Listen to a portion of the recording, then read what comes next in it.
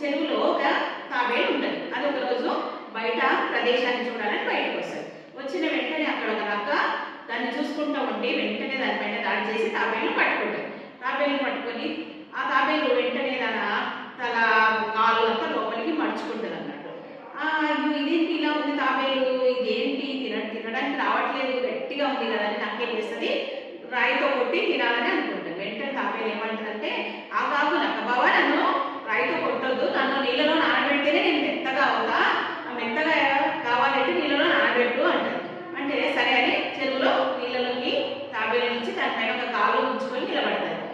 నువ్వు మెత్తగా అయినావా అని అడుగుతుంది తాబేలు. అడిగితే మొత్తం మెత్తగా అయిపోయినా కానీ నువ్వు కాలు పెట్టిన చోట మాత్రం నేను ఇంకా మెత్తగా కాలేదు, నువ్వు కాలు తీస్తే నేను మెత్తగా నీళ్ళలో నానిపోతాను అని అంటే సరే అని కాలు తీసేస్తే తాబేలు వెంటనే అక్కడి నుంచి తప్పించుకొని పారిపోతారు. నాకు అయ్యో నేను ఎంత పని చేశాను